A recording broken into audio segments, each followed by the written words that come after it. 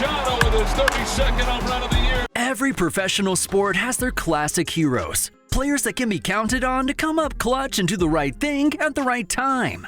Naturally, that means we have our villains too. Players that are more interested in personal goals or injuring other players than they are with performing admirably and winning the game for their fans and teammates.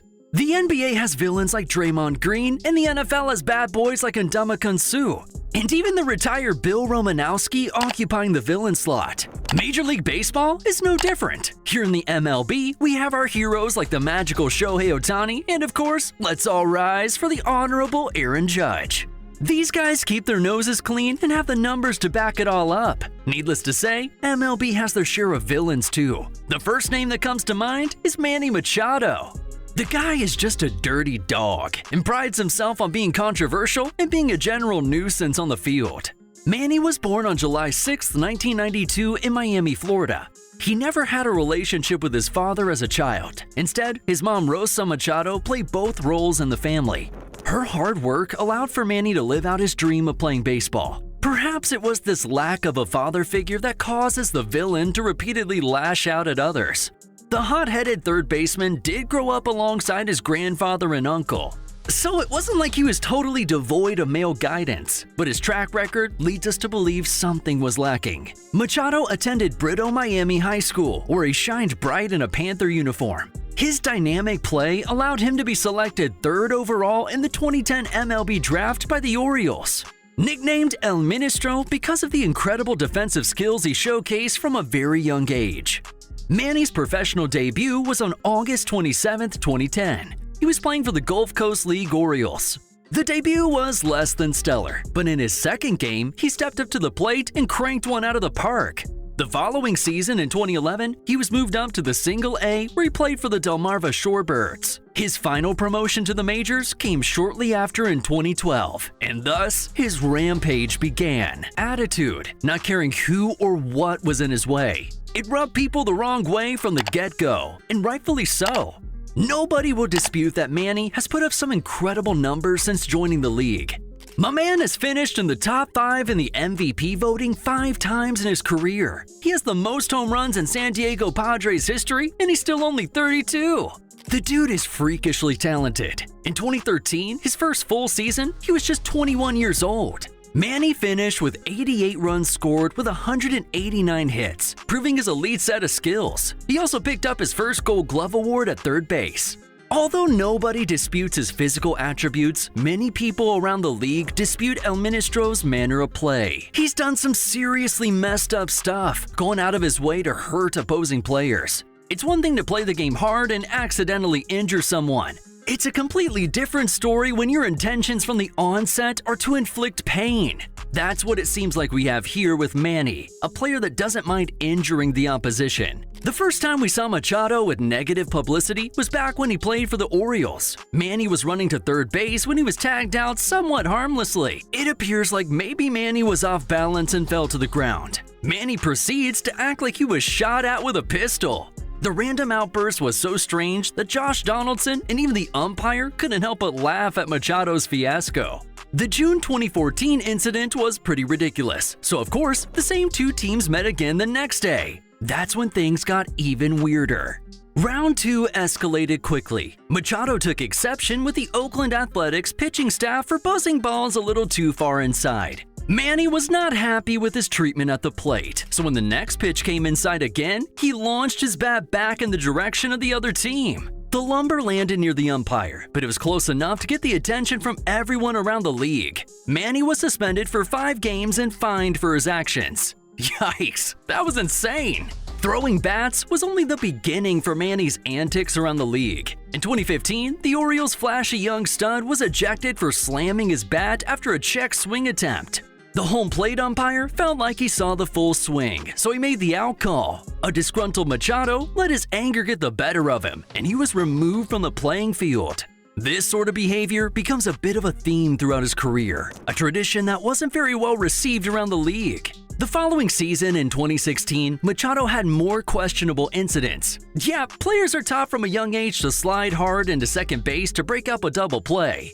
But Machado had a hard slide against Red Sox shortstop Xander Bogaerts that nearly went over the line. The slide didn't go unnoticed as the Red Sox challenged the play, but the call was upheld. The slide appeared to take Manny way past the bag. You could clearly see his intent. It continues to build on the legacy that Manny acts like a punk on the diamond.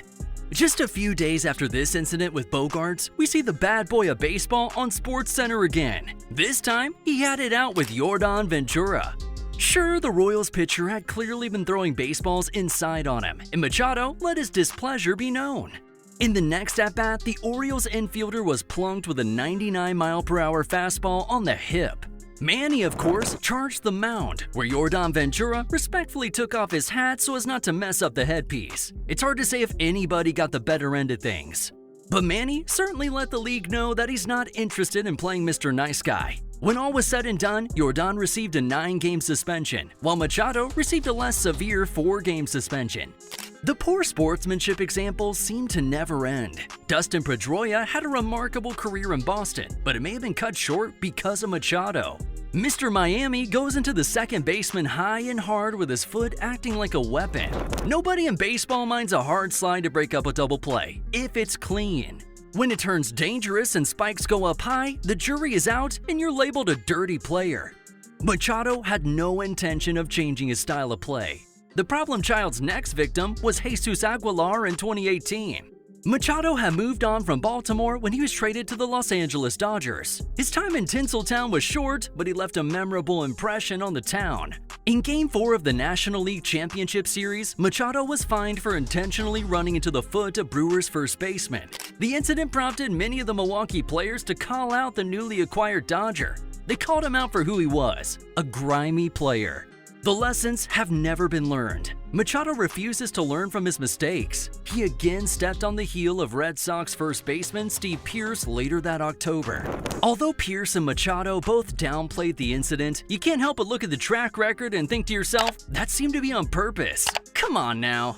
Another incident that pegs Manny on the poster as an evil villain in baseball was when he was arguing with umpire Bill Welke in June of 2019. Machado was way too aggressive and bumped the umpire. The disagreement cost him a 1-game suspension and further confirmed his role as a dark cloud that hangs over the MLB. The hits just keep coming with this kid. In August of 2021, Manny had yet another disagreement with a different home plate umpire.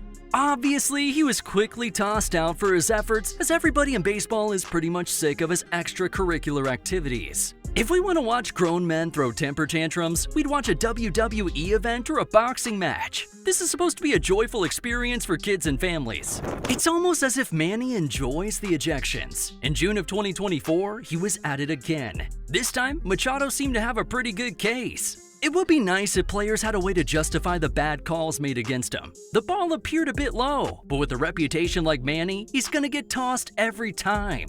You know, it's funny, because even his own teammates have felt the wrath of a hyped-up player. There have been multiple guys over the years that wore the same uniform as Machado, but failed to act like teammates. The first scenario was a beef with fellow superstar Fernando Tatis Jr. The two players needed to be separated, and although cooler heads prevailed, it was amazing to see such a strong disagreement when you should have one common goal in mind. It's bad when you can't get along with your own teammates. It's even worse when you piss off opposing pitchers so badly they want to bean you with a 100-mile-per-hour fastball. Balls thrown directly at the head or rib cage. It certainly doesn't feel good. At times, it seems like Machado welcomes the noise. That aspect of his game will always be there, no matter how many times he's fined or suspended. You're never going to be able to take the fight out of that dog. I will say that in 2024, it seems that Machado has worked to shed the villain reputation. Maybe the villain has turned into a hero as the Padres have gotten to the playoffs. With the help of his clutch play and leadership, his approach to the game has left players injured. He's got himself suspended, fined, and booed off the field at ballparks all over America. However, whether he's still seen as a villain depends on individual perspective. There was an incident which occurred during Game 2 of the NLDS between the Padres and Dodgers. Machado appeared to throw a ball towards the Dodgers dugout, specifically near Dodgers manager Dave Roberts after a pitch exchange. Now, there def has been some bad blood between the two previously, and Roberts later described the act as unsettling and disrespectful. Now, the ball didn't hit Roberts because of the protective net, but it didn't help Machado's reputation. Do you think he's matured as a player? Let us know in the comments. Thanks for watching this video, and the Yak fam appreciates all your support.